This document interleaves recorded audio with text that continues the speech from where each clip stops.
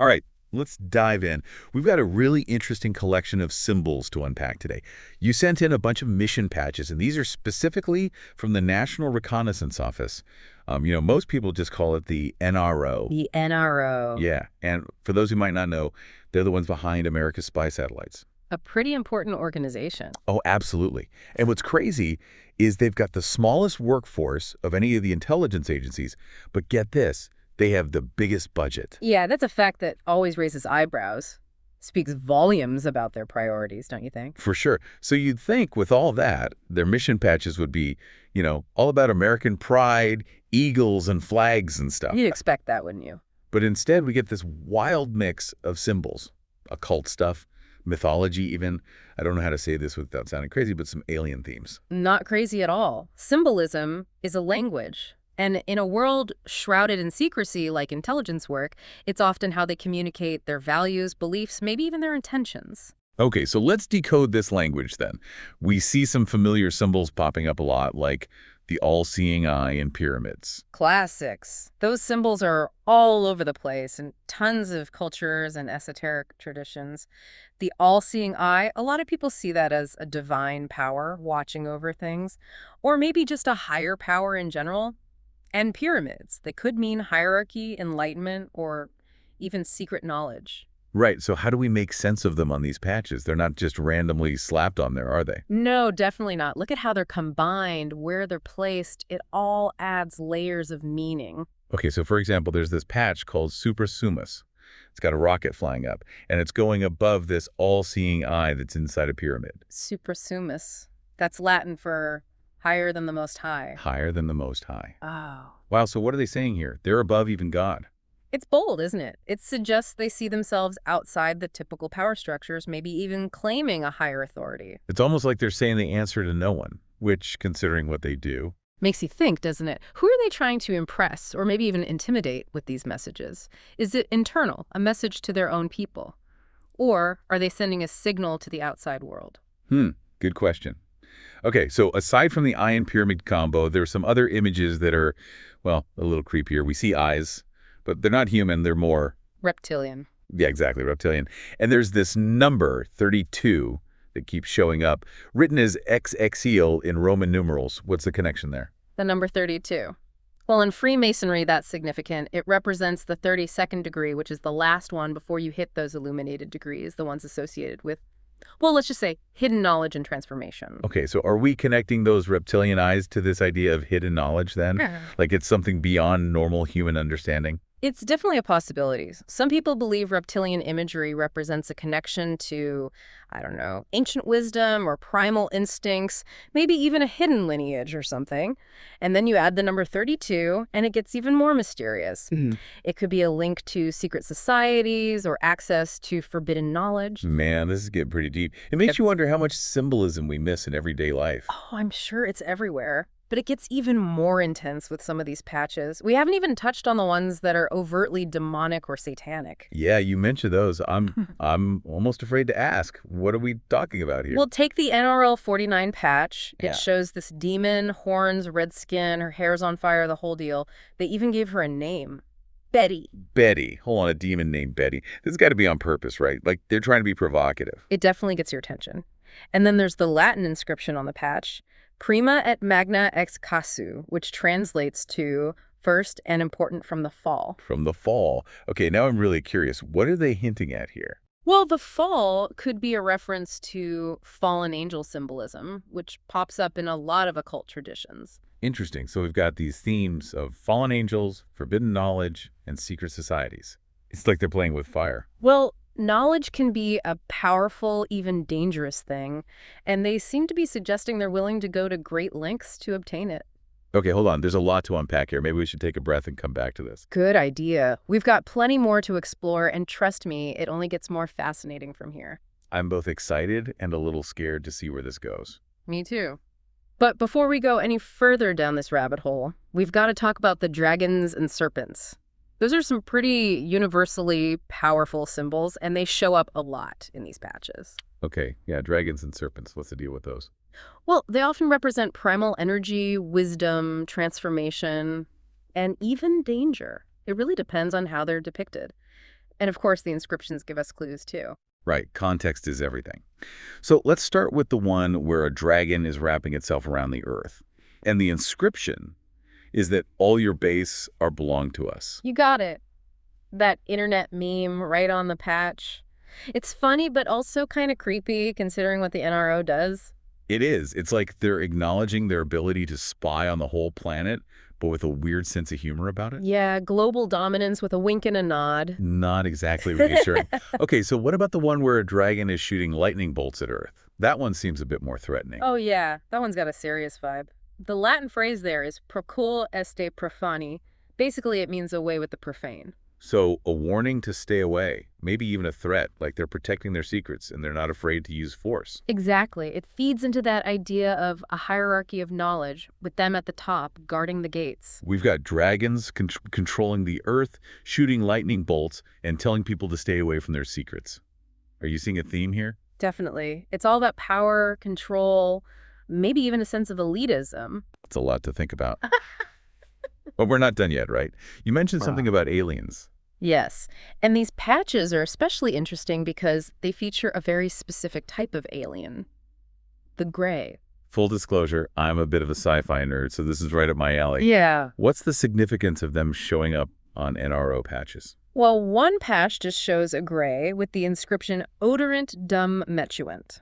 That's a quote from the Roman Emperor Caligula, meaning, let them hate as long as they fear. Let them hate as long as they fear. That's pretty dark. Yeah, not exactly a warm and fuzzy message. It raises questions about their methods, their willingness to use fear, even if it creates resentment. I'm definitely curious to hear more about this. What other alien imagery did we find? Yeah, some pretty intense stuff, right? We were talking about those symbols, how they might represent a desire for control, a hierarchy of knowledge, even a willingness to sacrifice to gain that knowledge. It's hard to shake that let them hate as long as they fear line. It's a chilling thought, especially coming from an organization as powerful as the NRO. So what other gray alien imagery did you find? Well, there's this patch. It's got a gray alien, but it looks like it's eating, like actually devouring a B-2 bomber. A B-2 bomber, like one of our stealth bombers. Yeah, exactly. And the inscription is Gustatus Similis Pulis. Which means Tastes like chicken. it tastes like chicken. Seriously. I mean, what are we supposed to make of that? Is it supposed to be funny? Or are they trying to downplay a potential threat? Hard to say, really. It could be a way of saying, hey, we're not scared of these aliens. We've got them figured out. Or maybe they're suggesting their tech is so advanced, they've already surpassed anything we can imagine. That's a thought-provoking idea. It's like they're hinting at a whole other level of knowledge and capability that the public isn't even aware of. Right, and that brings us back to this recurring theme, the secrecy, the hidden knowledge. It's like a constant thread running through all of these patches. Speaking of hidden knowledge, you mentioned one more category of symbols that really surprised you, something about wizards and sorcerers. Yeah, this is where things get really strange. We see wizards, sorcerers, lightning bolts, phrases about secret knowledge and control. It's a whole theme. Some divisions within the NRO even call themselves wizards. Wait, wizards, come on, are they serious? Do they actually believe in magic or something? I think it's more of a metaphor, but a powerful one. It's a way of saying they've mastered this complex technology. It's like magic to the average person. And they have access to information that's beyond the grasp of, well, most people. So it's like they're casting themselves as modern-day sorcerers, wielding knowledge as their weapon. What kind of wizard imagery are we talking about here? One patch shows a wizard, and he's in this chevron-shaped craft, shooting a lightning bolt towards Earth. A lightning bolt, huh? That's a pretty aggressive image. Yeah, and the inscription is Arcana Imperii. It means secret knowledge of the Empire. Secret knowledge of the Empire. Okay, that's just asking for trouble. Are they saying they're the Empire in this scenario? Wielding this secret knowledge for their own purposes? It definitely seems that way. And that lightning bolt, it could represent the power of their technology striking down from above. That's a pretty intimidating image. And speaking of intimidating, there was one more symbol you mentioned, a blank patch with a pretty chilling inscription. Oh, yeah, that one. It just says, Sego seror faciem mihi tibi delendis eris. It's Latin, and roughly translated, it means, if I made you aware, I would have to destroy you.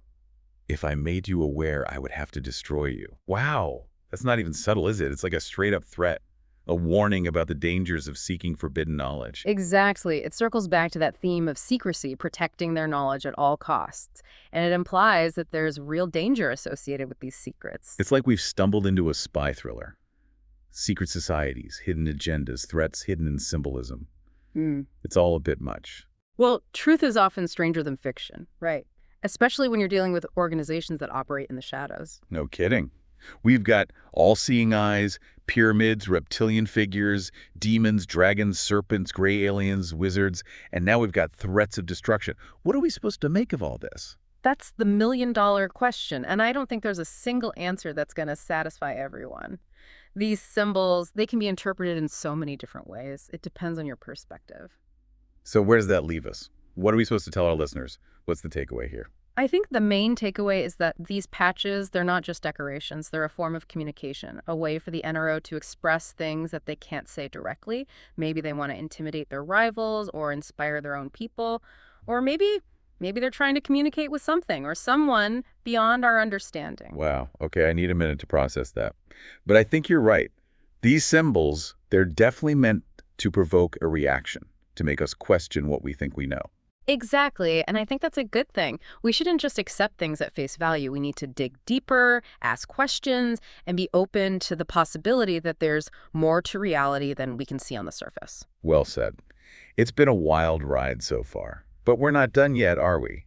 There's still one more category of symbolism we need to explore. So we're back. And I gotta say, my head is spinning a little bit. We've covered a lot of ground here, from spy satellites to secret societies to, well, you name it. It's a lot to take in, that's for sure. We've seen all these symbols, the all-seeing eyes, reptilian figures, demons, dragons, even those gray aliens, and those self-proclaimed wizards of the NRO. Yeah, it's like each symbol adds another layer to this whole puzzle. It's about power, secrecy, hidden knowledge.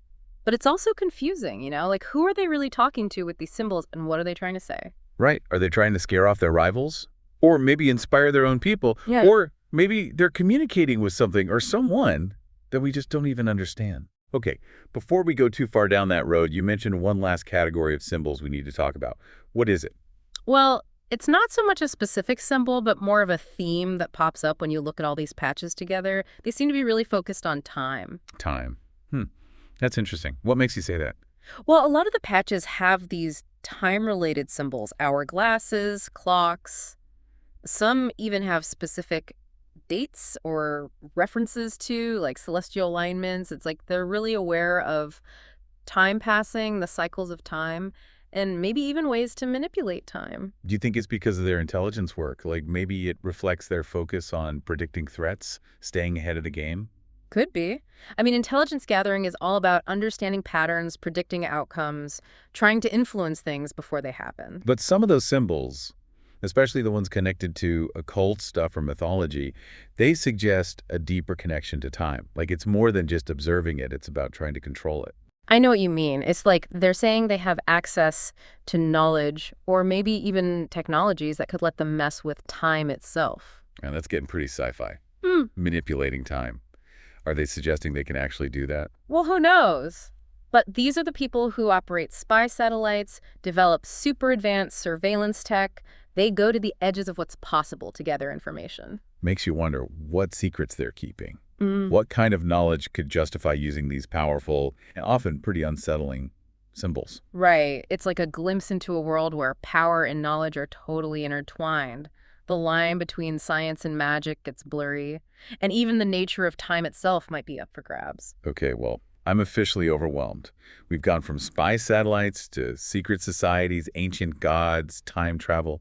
It's a lot. It is a lot, and I think that's kind of the point. These symbols, they're meant to challenge us, to make us question what we think we know, to push us beyond our comfort zone.